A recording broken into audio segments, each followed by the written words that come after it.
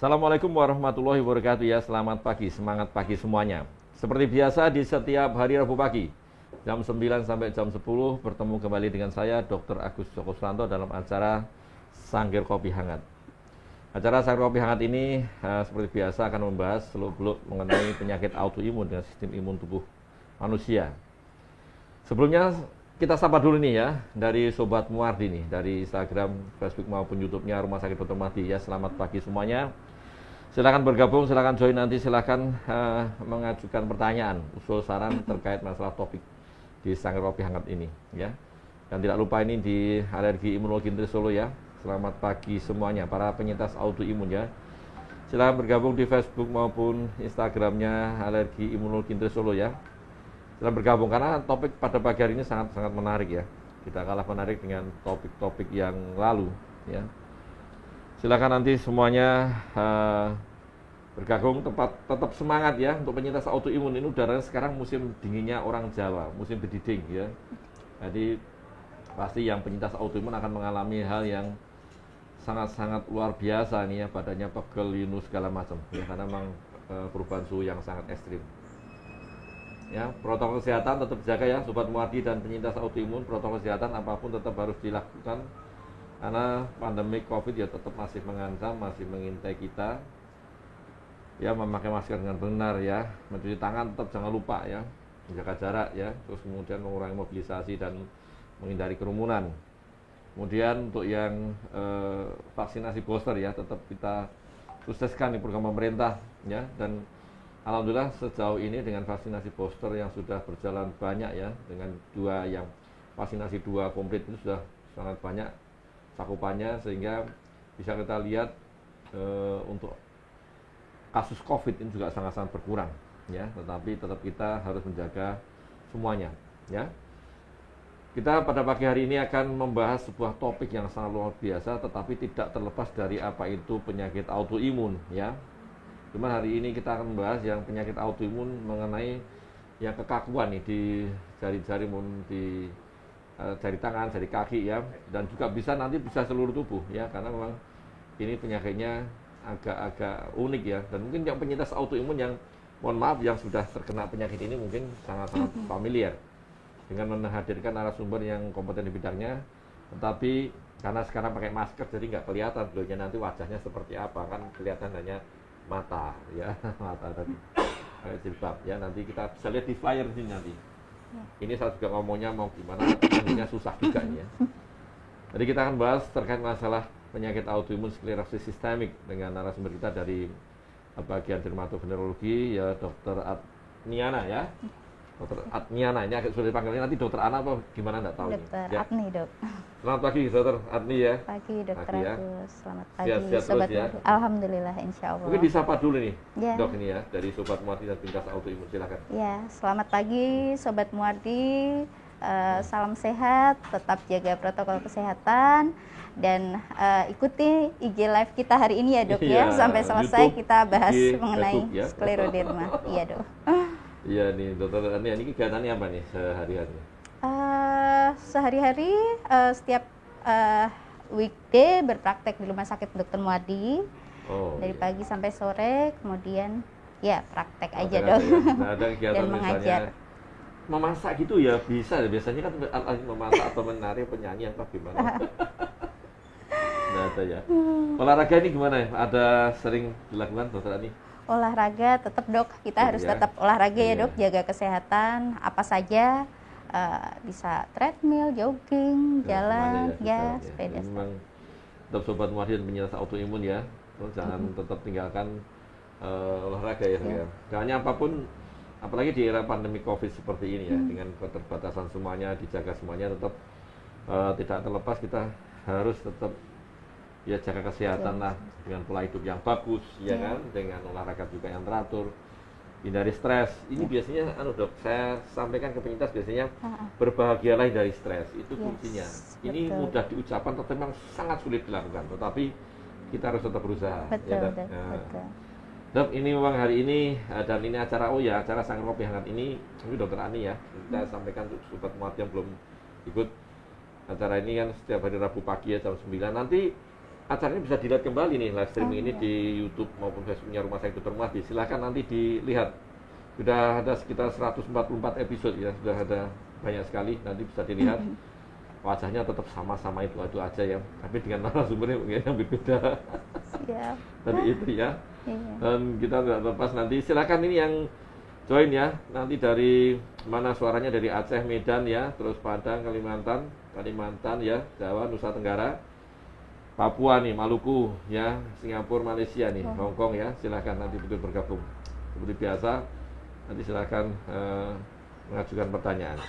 Dok, ini kita akan bahas sebuah topik yang sebenarnya ini juga mungkin sebenarnya ini kita dapatkan, tetapi karena kewaspadaan atau ketidaktahuan tentang penyakit ini kan, jadi sehingga pasien ini kan atau keluarga terdekat atau sekitar itu tidak tahu ini sebenarnya sakit apa sih, tahu-tahu tangan saya kok kayak gini kan gitu ya, mengenai sklerosis sistemik. Mungkin Dokter Arni bisa menyampaikan dulu nih sebagai pendahuluan untuk yang Sobat Muardi maupun penyintas autoimun ya. Silakan Dok. Iya. Baik, hari ini kita membahas mengenai skleroderma ya Dok ya, sklerosis sistemik. Sebenarnya cukup banyak sih ya Dok kita temukan, cuman mungkin belum banyak dikenal gitu. Kadang misdiagnos atau pasien ya masih kurang ya mengenai penyakit ini. Jadi sklerosis sistemik atau skleroderma ini adalah salah satu penyakit autoimun juga ini Dok, autoimun yang sifatnya multisistem. Jadi dia mengenai berbagai organ dan ditandai dengan adanya peradangan, kemudian fibrosis dan juga vasospasme. Gitu. Jadi ini adalah penyakit autoimun di mana sistem kekebalan tubuh kita yang seharusnya secara normal melindungi tubuh dari infeksi, dari paparan bahan-bahan dari luar justru menyerang tubuh kita sendiri. Nah, pada sklerosis ini yang diserang adalah jaringan ikatnya gitu. Jadi jaringan ikat ini kan ada di berbagai organ tubuh kita, bisa di kulit, kemudian di pembuluh darah, paru, jantung, ginjal dan sebagainya. Jadi bisa mengenai itu tadi multisistem ya, multi organ, bisa mengenai beberapa organ kelainannya gitu. Iya, jadi memang sudah sampai Dokter Arni ya, bahwasanya ini jaringan ikat yang kena. Jaringan ikat itu yang apa sih Dok? Kan nggak tahu Dok, kalau jaringan sapu itu tiga. Jadi itu struktur gitu ya. Mungkin Dok, untuk yang dari siapa itu Sobat Muardi penyintas ya, mungkin biar tahu jelas seperti apa sih sebenarnya, iya gambarannya. Gitu mungkin ya, ada gambarnya atau mungkin bisa dijelaskan ini. Oke, gambarannya sebenarnya ada banyak spektrum dari skleroderma ini ya Dok. Ada yang memang terbatas di kulit saja, namanya skleroderma localized lokal, memang hanya di kulit. Namun ada juga yang tadi mengenai organ-organ lain, namanya sklerosis sistemik gitu. Sklerosis sistemik nanti dibagi lagi itu, ada yang limited, terbatas, ada juga yang diffuse, itu udah lebih berat gitu ya, lebih progresif menyerang organ-organ yang lain gitu. Yang paling sering mungkin yang di kulit gitu ya, karena tadi ada menyerang jaringan ikat gitu, sehingga produksi kolagennya di bawah kulit itu berlebihan. Biasanya keluhannya kaku, kemudian terasa kencang, sulit digerakkan, terutama pada awalnya mengenai bagian akral atau ujung-ujung, baik jari tangan ataupun jari kaki gitu. Ya, jadi memang nanti kalau Sobat Muardi ya, hati-hati, apalagi terutama kalau yang penyintas autoimun, ini kan harus hati-hati dengan skleroderma ini yang memang kita bahas itu ya. Jadi memang seringnya yang paling gampang mungkin Dok ya. Jadi hati-hati, misalnya kok ujung-ujung jari-jarinya jadi nyeri ya, terus kemudian agak membiru ya, sedikit, itu udah hati-hati ya. Berarti mungkin mau ke arah sana. Dan memang kita ketahui Dok ya, jadi untuk penyintas autoimun udah paham sekali. Di satu orang itu jarang sekali hanya satu jenis autoimun. Biasanya ada 2, 3 atau lebih autoimun jadi satu ya. Apalagi kalau skleroderma gini, nanti kalau usia-usia seperti itu nanti bisa muncul yang lain juga. Memang seperti itu ya. Dok, ini untuk yang kasus-kasus skleroderma ini ya. Nanti ya kalau yang bisa yang limited sklerosis ataupun yang difusi ya tadi ya. Itu kasusnya banyak enggak nih selama di sini Dokter? Oke, untuk kasus yang localized di kulit sendiri cukup ada beberapa dokter lebih banyak gitu, karena kan memang hanya terbatas di kulit gitu ya, seperti morphea ataupun yang bentuknya bulat atau yang garis gitu di kepala atau di wajah. Kalau untuk yang sistemik, karena tentunya itu kita bersama ya dok, biasanya dirawat bersama baik dengan bagian interna atau jantung atau paru gitu. Memang sempat ada beberapa kali ya dok, cuman tidak begitu banyak karena memang prevalensi skleroderma sendiri juga tidak banyak gitu nggih dok. Kira-kira banyak nih, seberapa lebih banyak wanita atau laki nih dok, kira-kira skleroderma? Kalau dari prevalensi nih, makanya kita tetap harus hati-hati nih. Gimana? Kalau dari literatur penelitian sebelumnya memang dikatakan seperti mungkin autoimun yang lain lebih banyak dikatakan pada wanita. Sayangnya gitu. Ada yang mengatakan perbandingannya 1/3 sampai 1/14, tapi memang lebih banyak wanita. Lebih banyak wanita. Memang ya mayoritas memang karena autoimun banyak sekali ya. Jadi untuk sobat Muati ya, saya sampaikan lagi bahwasanya autoimun sangat banyak nih. Jadi skleroderma salah satu di antara itu. Ada 157 jenis autoimun yang kita ketahui sampai sekarang, mungkin sekarang mendekati 200-an. Jadi salah satunya adalah skleroderma tadi. Wanita memang sering ya dominan karena memang ya salah satu faktornya adalah hormonal itu aja ya, karena memang punya siklus menstruasi. Jadi terus dok, ini nanti kalau misalnya ini ya yang skleroderma ini kan kadang ada ini. Itu pertanyaan ada juga yang seperti ini. Dok, ini nanti penyakit itu menular atau tidak sih? Atau menurun atau gimana? Itu mesti pertanyaan seperti itu. Iya, kan? Banyak ya dok ya yang menanyakan menular atau tidak gitu ya. Kadang menurun, dok ini jangan menurun enggak? Ini boleh hamil enggak? Boleh gimana? Ini sama seperti penyakit autoimun lain ya. Mungkin di sini sobat Muardi yang penyintas autoimun sudah banyak info juga mengenai ini. Autoimun tidak menular gitu ya. Cuman memang ada faktor genetik yang mungkin berperan. Jadi yang memang harus diwaspadai ini buat sobat Muardi, kalau memang ada riwayat anggota keluarga yang memiliki autoimun atau memang sudah terdiagnosis suatu penyakit autoimun, ya memang sebaiknya rutin untuk periksa gitu nggih dok, karena memang resikonya akan memiliki resiko yang lebih besar gitu untuk mengalami penyakit autoimun gitu. Iya jadi memang pokoknya skleroderma itu tidak menular ya, jadi jangan terus nanti kalau ini ngeras gini jangan deket-deket dengan saya nih, biasanya seperti itu, nanti nular. Itu tidak menular ya, tidak menular. Jadi memang salah satu autoimun dan sama dengan juga penyakit jenis lain, kadang ada faktor genetik ya, keturunan bisa diturunkan gitu. Walaupun memang tidak dominan ya, tetapi memang ada bakat.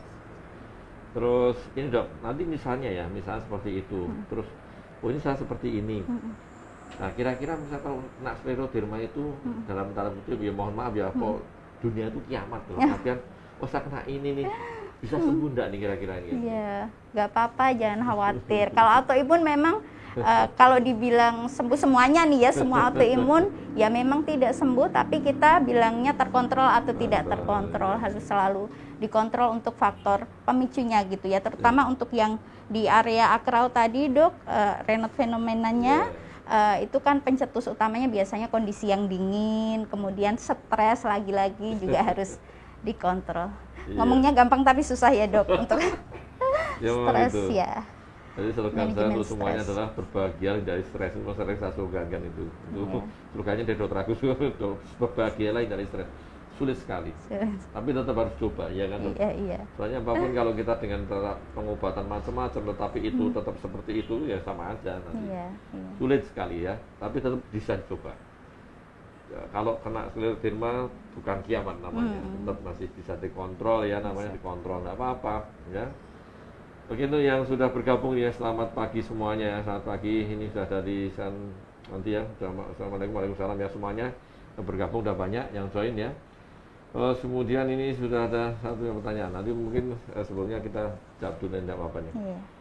Dari bundanya Maharani nih, ya. Pagi dokter nih. Dok, apakah skleroderma ini muncul bersama dengan gejala autoimun lain ya? Silakan. Silakan dokter. Baik, tadi sekilas sudah dibahas dokter Agus juga ya. Memang untuk penyakit autoimun akan sering bersamaan gitu nggih dok dengan penyakit autoimun yang lain. Terutama untuk skleroderma sendiri ini memang kejadiannya banyak ya bersamaan dengan autoimun yang lain. Ada namanya skleroderma overlap syndrome gitu dok.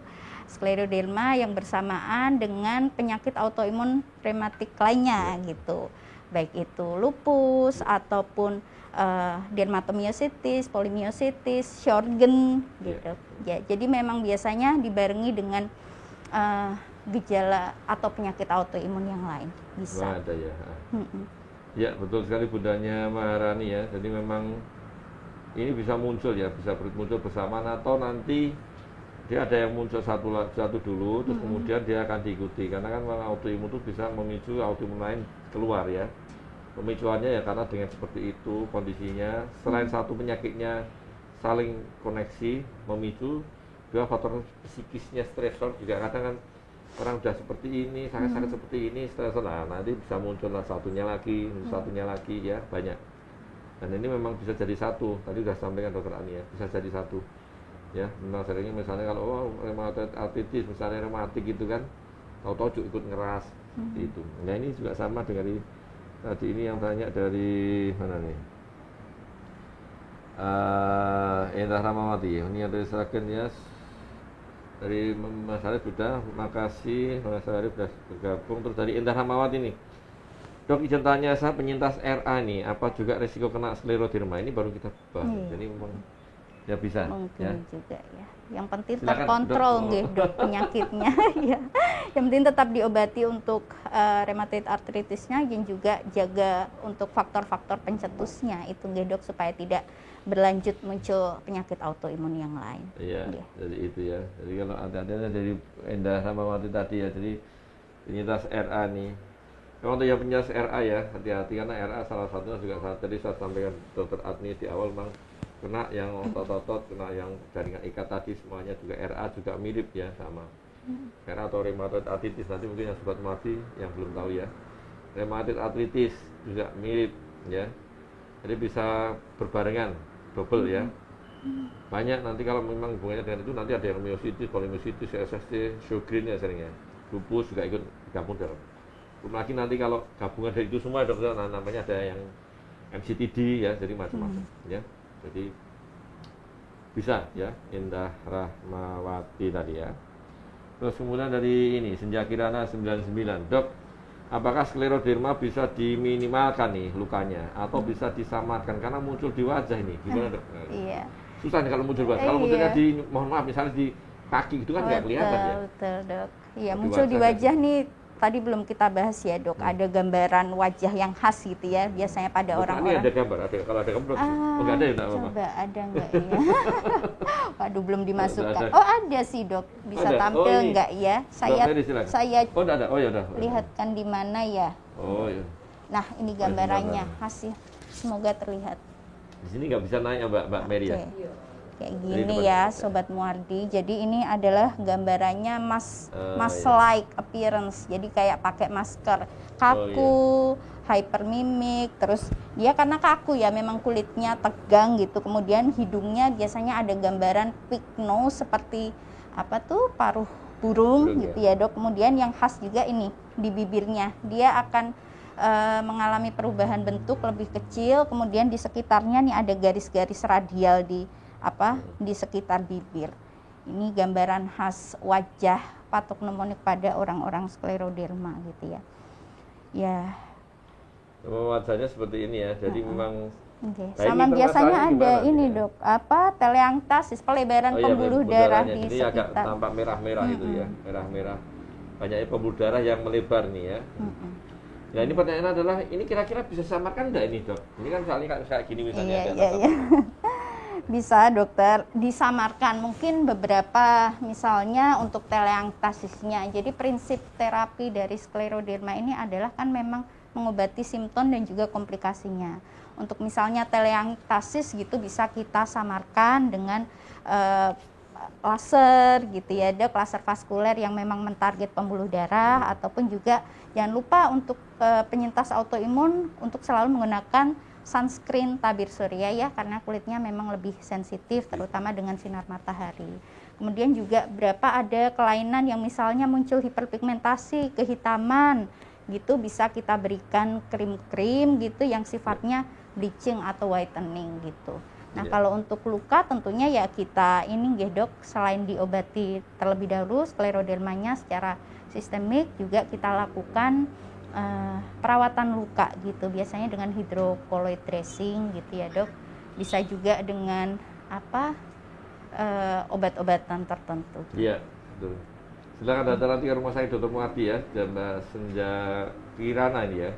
Jadi intinya pokoknya hampir semua sama. Jadi kalau autoimun kan nanti adalah mengontrol ya, dan harapannya adalah menghambat proses perjalanan penyakitnya, karena memang autoimun kan tetap dia akan berjalan terus ya, berjalan terus kronis. Jadi obat-obat mengontrol itu maksudnya adalah mengurangi atau minimalkan percepatan atau kemajuan dari penyakit autoimunnya. Jadi diperlambat sekali ya, jadi sehingga kayak tidak bertambah. Tetapi nanti ya dok ya, kalau untuk yang memang sudah seperti itu, seperti gambar tadi, mungkin kayaknya tidak bisa kembali ke normal tuh. Iya, ya. Kerutan sudah sulit ya.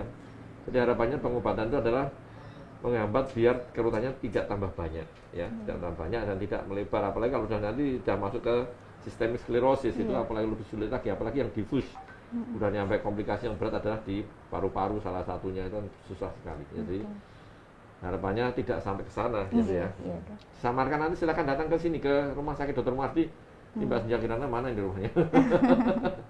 Silakan Dok ya. Nanti ke rumah sakit Dr. Muardi aja, kita lakukan asesmen, penilaian mana yang harus dikoreksi, diperbaiki. Sekali ya. Gitu. Dan insya Allah kan nanti dibuat yang lebih bagus ya. Semuanya berusaha, tetap tidak apa-apa ya, tetap semangat yang penting ya. Santi Bunda kayak ini, saya sebentar pakai kacamata dulu. Bunda Ocha. Bunda Ocha ya. Assalamualaikum dok, waalaikumsalam ya. Saya Santi, pasien lupus dari Lampung nih. Salam kenal dok ya, selamat pagi, waalaikumsalam. Lampung, silahkan datang ke rumah sakit Dr. Muardi, jauh tapi ya. Tapi tidak juga sih. Boleh. Gak apa-apa, pasien-pasien saya juga ada yang dari Papua datang ke sini, dari Kepulauan Riau juga datang ke saya sini. Tapi berarti Lampung ya di bawahnya, jadi bisa. Iya. Izin bertanya dok, apakah perbedaan yang spesifik antara skleroderma dan psoriasis, karena kedua autoimun ada yang kadang mirip gejalanya. Kita ketika menyerang kulit, untuk tegak diagnosis apakah cukup melihat gejala klinis atau perlu cek lab penunjangnya?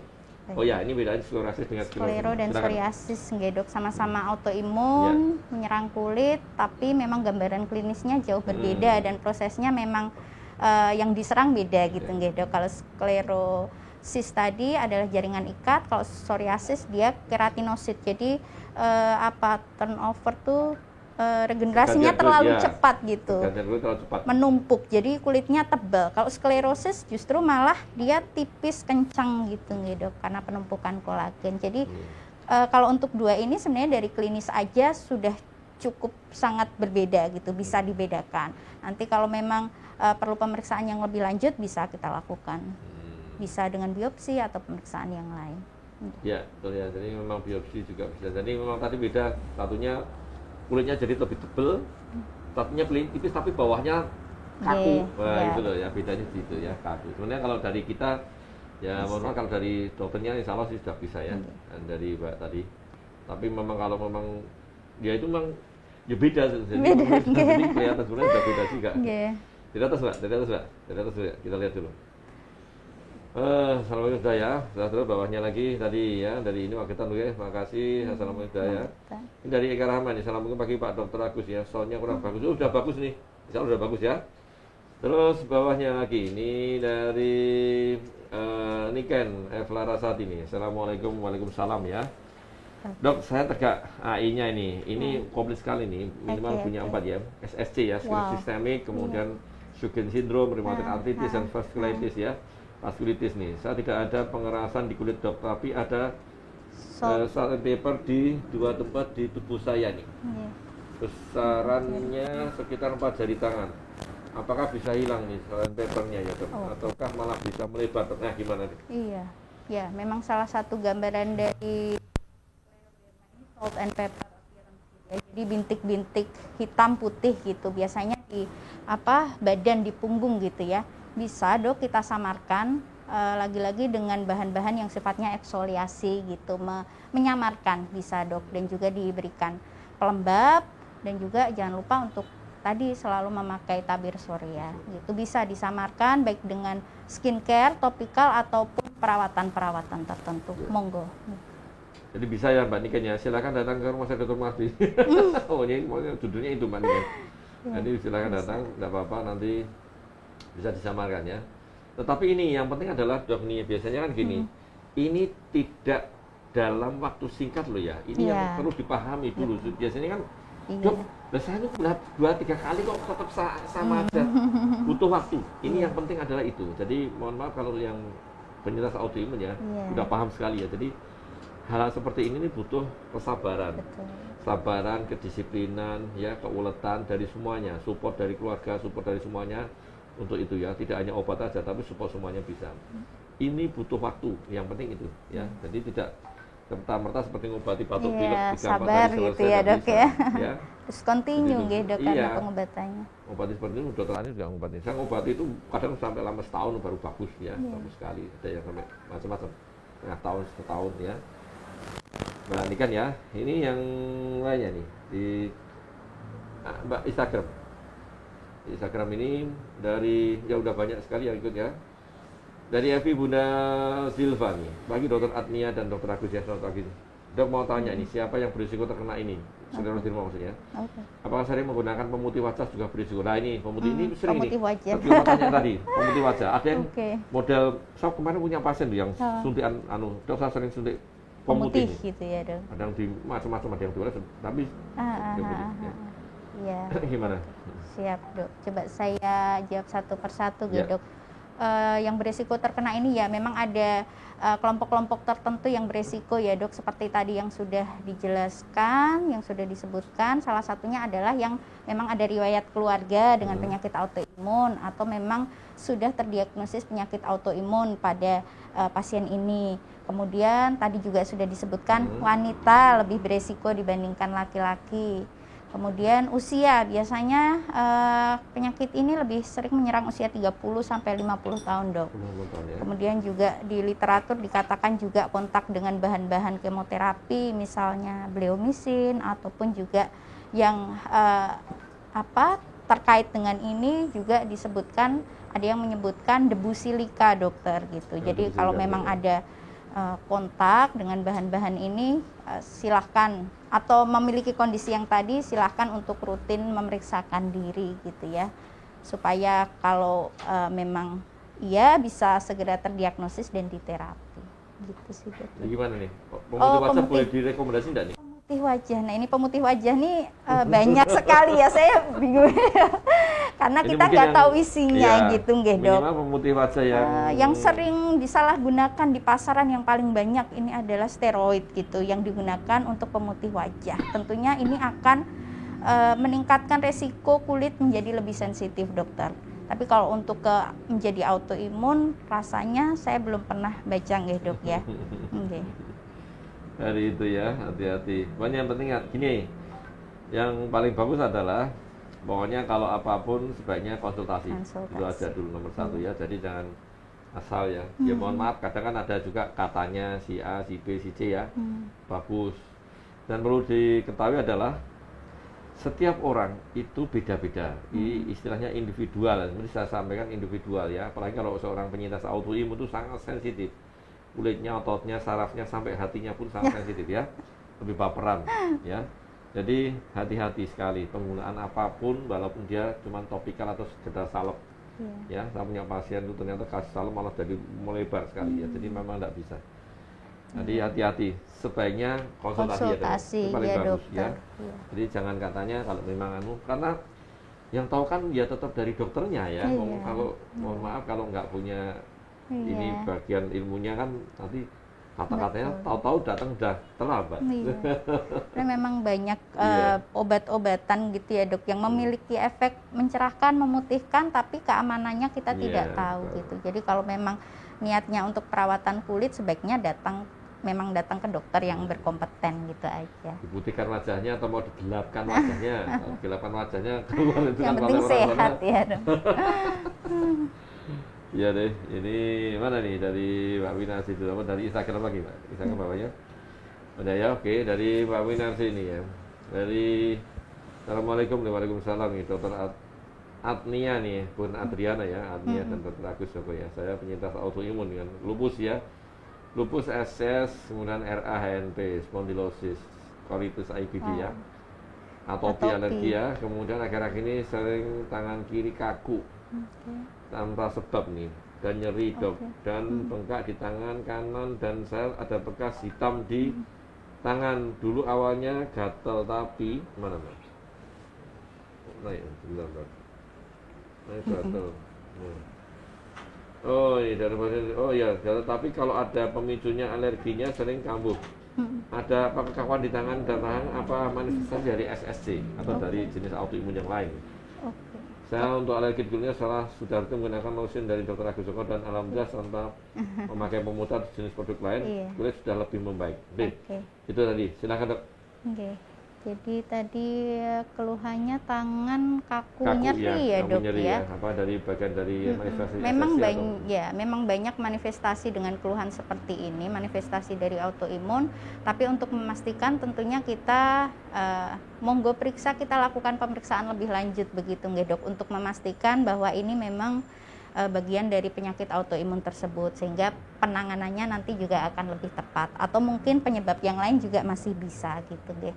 Mungkin bisa dari autoimunnya, mungkin tidak. Nanti biasanya dokter akan melakukan pemeriksaan lebih lanjut gitu deh dok. Kemudian bekas hitam, awalnya gatal. Kalau alergi ya memang obatnya cuma satu ya, dihindari alergennya. Obat-obatan dari dokter biasanya adalah untuk mengurangi simptom gejala. Yang penting nomor satu dicari pencetusnya, alergennya apa. Jika nomor satu gampangnya dititeni gitu ya, biasanya muncul kalau apa, atau kalau memang belum ketemu juga bisa dilakukan tes alergi untuk lebih memastikan alergennya gitu, sehingga lebih terkontrol. Ya gitu ya, Winasi ya. Jadi apapun ya nanti dievaluasi lah, kita lihat. Belum tentu itu bagian dari autoimun, tapi juga bagian dari autoimun. Memang banyak sekali sih keluhan yang dirasakan seorang autoimun, memang banyak semuanya mengalami keluhan. Ya. Baperan juga ada nih. Kalau biar nggak baperan apa nih? Biasanya kalau healingnya tuh biasanya kan ke mall kan ada, sekarang ada ngetren healing ya. Saya pikir pertama kali healing itu apa? Oh ternyata pergi main apa gimana? Piknik ya. Jadi itu ya. Jadi dok, ini yang penting ya, yang terpenting juga dari Scleroderma ini, mungkin dari dokter Ani bisa menyampaikan nih, sebenarnya Scleroderma ini nanti misalnya tidak ditangani dengan baik ya, tidak diketahui diobati, diketahui dengan seawal mungkin, ini kira-kira yang ditakutkan apa ini? Kan biasanya kan pasien bilang ini loh, gebiarnya juga tidak apa-apa kan gitu. Komplikasi ya dok ya. Kalau dari kulit sendiri yang paling banyak ya kekakuan kontraktur itu yang menyebabkan cacat, atau kalau luka, ada luka ulkus atau luka di jari tangan yang tidak segera ditangani, itu kalau berlanjut bisa menjadi luka yang berat, gangren gitu ya, yang pada akhirnya sudah tidak bisa ditangani, harus kita amputasi. Itu paling jeleknya gitu kalau di kulit. Kalau sistemik tentunya akan lebih banyak komplikasi berat lainnya ya dok, terutama tadi yang di paru, bisa hipertensi pulmonal gitu dok, dan lain sebagainya. Kalau di kulit biasanya itu dok, luka yang tidak kunjung kering dan kecacatan karena kaku ya dok. Jadi itu ya, apapun walaupun seperti itu dikira cuma kaku saja tidak apa-apa, tapi tetap apapun sebaiknya kontrol ya kan, kontrol seawal mungkin, sedini mungkin, kemudian nanti kan bisa ditangani biar tidak timbul komplikasi ya. Komplikasi lebih lanjut kan juga mengeri-ngerikan, ngeri-ngeri sedap itu nanti kalau ada seperti itu. Dan nah ini yang juga yang penting juga, nanti kan misalnya ada komplikasi seperti itu.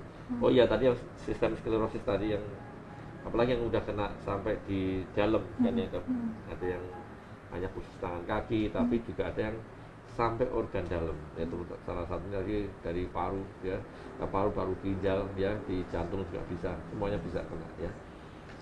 Terus ini dok, kalau misalnya ini pasien-pasien seperti ini kan kadang dia kan kadang sok malu ya. Misalnya kan kalau untuk aktivitas, untuk kerja ada pantangan atau gimana nih? Nggak boleh, apa kan harus nggak boleh yang kerja ini atau bagaimana nih?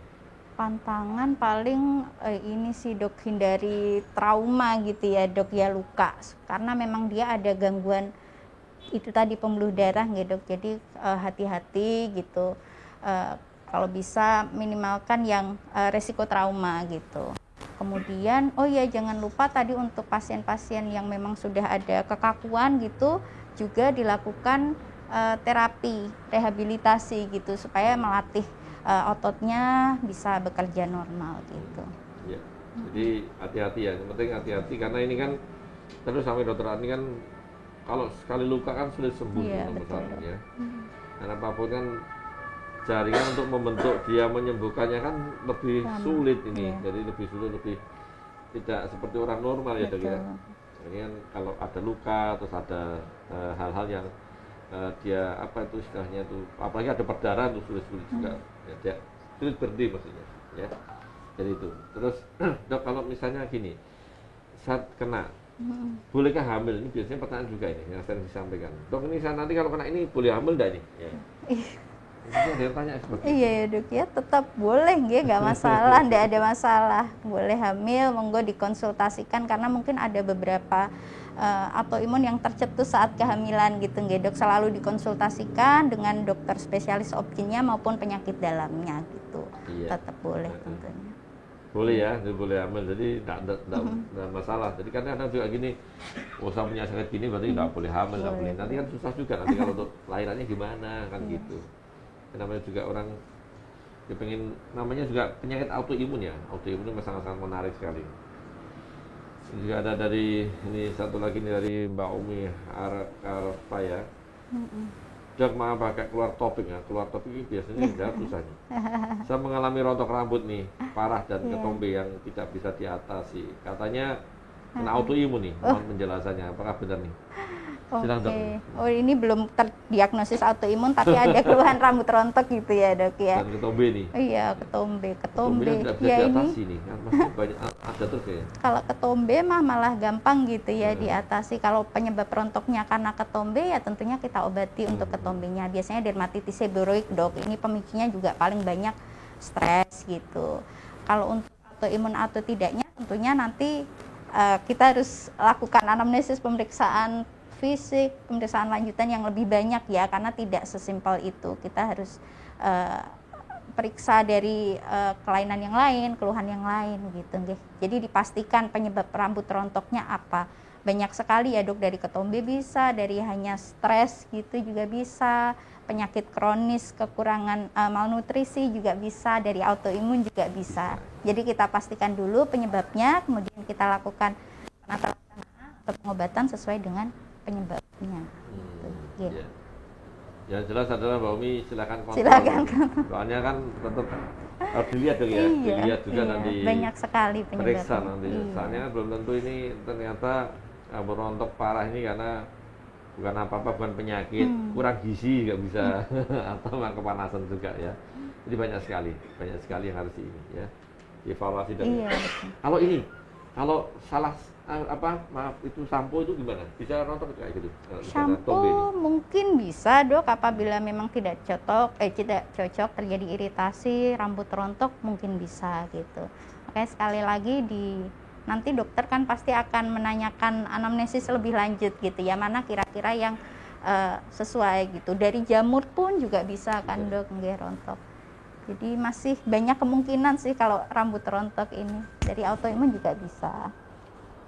Ya, bisa ya Mbak Mumi ya. Jadi bisa banyak. Bisa banyak. Nanti masih banyak pertanyaan yang akan diajukan dokter biasanya dan pemeriksaan gitu. Ada seperti itu ya. Jadi bisa juga bisa yang lain ya, bisa autoimun, bisa yang lain, bisa yang macam-macam.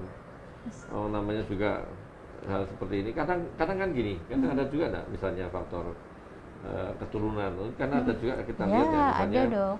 Rambut rontok ya, ternyata itu memang dari bakatnya dari orang tua, dari kebotakan biasanya yang itu nggak dok, yang menurut androgeni, kalau pesia yang kalau laki-laki di area sini, kalau perempuan di area sini gitu, itu juga bisa juga. Jadi masih banyak kemungkinan untuk rambut rontok ini. Masih banyak ya, jadi tenang, pokoknya silakan kontrol. Ini kalau biar di atas ini sampai ketombe nggak bisa di atas ini susah sekali ketombe. Kalau misalnya untuk ini dok, misalnya kan ini juga sering ditanyakan juga selain faktor itu. Kalau kebersihan mohon maaf ya, kebersihan tempat tidur itu penting juga kan? Kebersihan tempat tidur, kalau untuk rambut dok? Iya ini kan, yang ketombe ini. Kan ada ketombe yang tidak bisa di atas, ini perlu nggak nih misalnya di kasurnya atau di apa itu harus bagaimana nih? Kan soalnya kalau diatasi ternyata tempat tidurnya masih seperti itu kan berarti masuk lagi, obati lagi, masuk lagi kan gitu. Kalau yang dari lingkungan gitu ke rambut jarang ya dok, biasanya yang ke rambut itu adalah infeksi jamur, biasanya dari peliharaan, kebersihan peliharaan gitu, karena biasanya menular dari kucing, anjing gitu.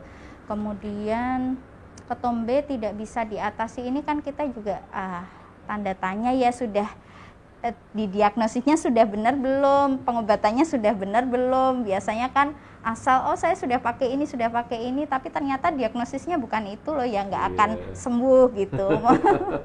Makanya sebaiknya nomor 1 ya harus dipastikan dulu ini ketombenya apa sih, karena ketombe itu kan bahasa awam gitu ya, ngelupasnya itu juga bisa dari jamur, bisa dari dermatitis biasa, penyakit autoimun juga bisa, psoriasis kan kayak ketombe juga ya dok ya, makanya jadi ya dikira ketombe ternyata mau autoimun psoriasis. Makanya dipastikan dulu, jadi pengobatannya tepat, sehingga kalau udah ketahuan penyebabnya pasti bisa diatasi insya Allah. Gitu. Insya Allah seperti itu ya. Ini dari Wiyanti nih, Instagramnya Alergimologi Solo ya. Assalamualaikum dokter ya, waalaikumsalam nih. Udah mau tanya tapi keluar dari topik ini. Saya autoimun SLE. Ya, kulit saya lagi keluar bintik-bintik merah dan gatal. Kira-kira apa yang harus dilakukan nih?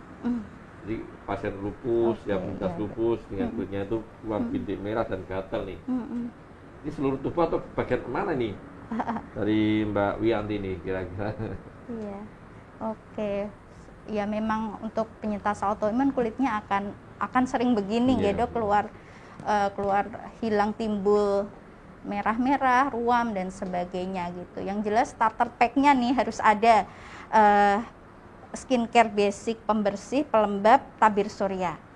Kalau untuk penyintas autoimun, skincare-nya ambil dari pembersihnya, sabunnya cari yang memang bahannya melembabkan, yang gentle, tidak terlalu mengabrasi, mengeksfoliasi gitu dok. Cari bahan yang lembut, sabun yang lembut. Kalau bisa yang tanpa parfum, tanpa pewarna dan sebagainya. Kemudian yang kedua yang harus dipunyai dan dipakai pelembab. Itu dulu pelembab sesuai jenis kulitnya. Kemudian yang ketiga tabir surya untuk melindungi dari matahari. Nah 3 itu jangan di skip gitu. Jadi kalau pasien sudah menggunakan ketiga skincare itu tapi misal dengan pelembab belum hilang juga nih, ya berarti sudah saatnya ke dokter untuk diberikan terapi gitu. Jadi itu ya. Penanganan awal mungkin itu ya dok, pakai pelembabnya dulu, tapi kalau tidak menghilang dengan sendirinya ya berarti memang butuh terapi dari dokter gitu. Jadi itu ya Mbak Wiyanti tadi ya. Jadi kata-kata tadi silakan kontrol lah. Nah, belum tentu nanti memang seperti itu banyak kan ya, namanya juga autoimun ya, kulit kelainan kulit sering sekali didapatkan ya. Tapi kontrol saja, silakan kontrol ke rumah sakit atau ya. Dari Mbak ini dulu Mama Lala ya, Carmela. Dok, saya penyintas rheumatoid arthritis dan Sjögren syndrome nih. Apakah saya berisiko terkena ini ya? Satu lagi, bolehkah saya memakai skincare nih? Oh ya, cara pencegahannya apakah ada nih? Jadi risiko terkena yang skleroderma dengan adanya itu, dan boleh memakai skincare enggak nih? Ya, gimana dok? Ya, pertanyaan pertama, apakah berisiko? Ya, memang tadi ya sudah disebutkan untuk penyintas autoimun akan berisiko untuk mengalami penyakit autoimun lainnya. Kemudian apakah boleh memakai skincare? Ya iya, wajib. Basic skincare itu dari bayi sampai orang tua wajib. Jadi skincare tuh tidak melulu itu gitu, kayak pencerah gitu-gitu, obat jerawat. Jadi ya pembersih sesuai jenis kulit, pelembab tuh makanannya kulit kita. Jadi biar tetap sehat, tetap lembab gitu nggih. Kemudian tabir surya, apalagi kita hidup di negara Indonesia yang mendapatkan sinar matahari sepanjang hari gitu ya. Kita tahu sinar matahari selain ada efek banyak efek positifnya, tapi juga ada berapa efek negatifnya gitu, tidak boleh terpapar terlalu banyak gitu. Skincare tetap harus dipakai itu tadi ya, minimal pembersih yang sesuai jenis kulit, pelembab, tabir surya.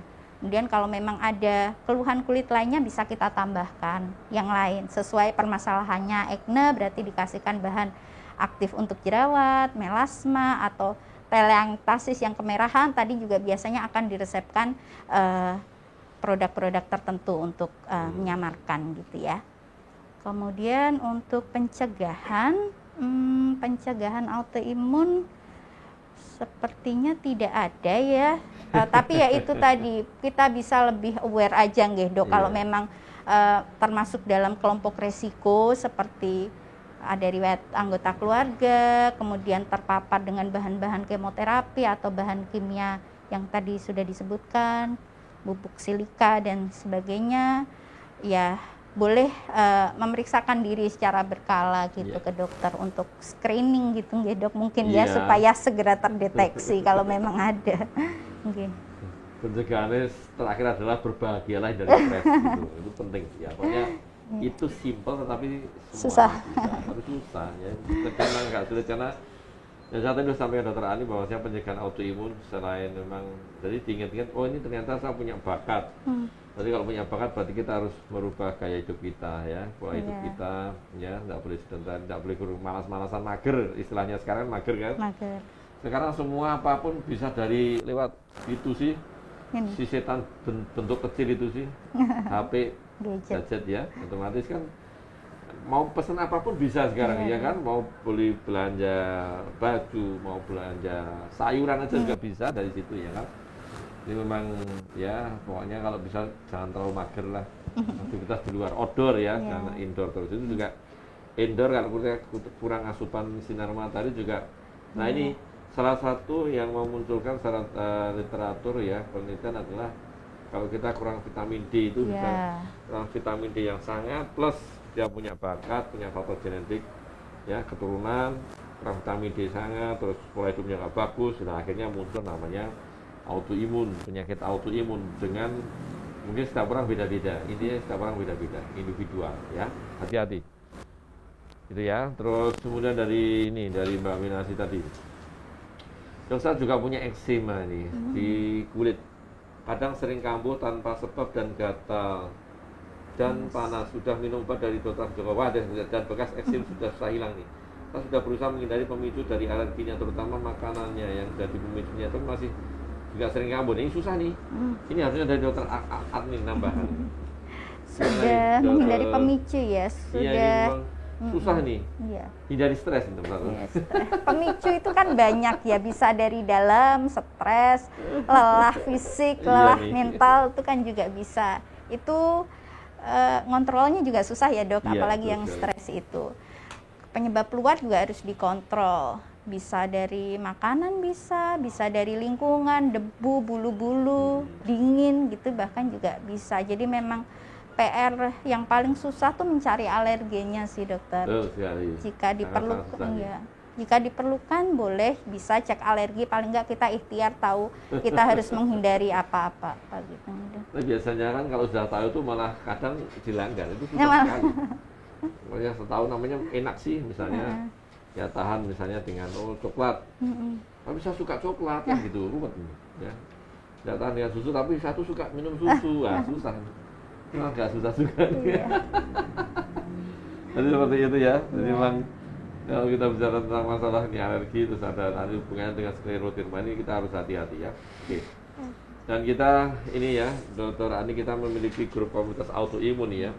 Silakan untuk yang sobat Muadi dan penyintas autoimun yang belum bergabung ya. Kita memiliki grup komunitas autoimun. Nomor WhatsApp-nya silakan dicatat ya. Nomor WhatsApp-nya dicatat di 0852 8206 2239 ya.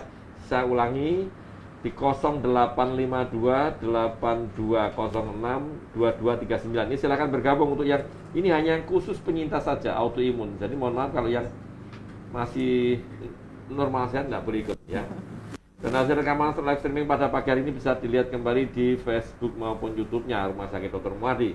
Dan kalau sudah dilihat diapakan dokter? Jangan lupa diapain dokter Adni? Jangan lupa untuk like, follow, subscribe, dan share. Share ya. Jadi insya Allah boleh di-share karena memang tidak ada hoax ya di acara Sang Kopi Hangat karena kita menghadirkan narasumber yang kompeten di bidangnya. Jadi silahkan di-share sebanyak-banyaknya dan bisa dilihat kembali. Jadi ini kan jam kerja dok ya. Kalau jam kerja biasanya kan juga sulit sekali untuk live ya. Nanti bisa dilihat kembali di Facebook maupun YouTube-nya Rumah Sakit Dr. Muardi. Dan tidak terasa memang ini kan sudah 1 jam ya. Jadi tak terasa ini. Saya baru kayaknya baru Mungkin yang terakhir ya pesan, mungkin ada pesan dari Dr. Adni yang terkait masalah skleroderma. Silahkan dok.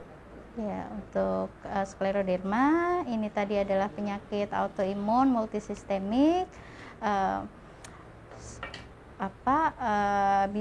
tidak bisa disembuhkan, namun kita bisa mengontrol gitu ya dok. Jadi jangan khawatir, tetap bisa dikontrol dengan mengenali faktor-faktor pemicunya dan kemudian bisa kita upayakan untuk penegakan lebih dini, terutama bagi orang-orang yang memang memiliki faktor resiko untuk terkena penyakit ini. Seperti misal ada riwayat keluarga ataupun ada penyakit autoimun lain, kemudian kelompok wanita dan usia 30-an sampai 50 gitu.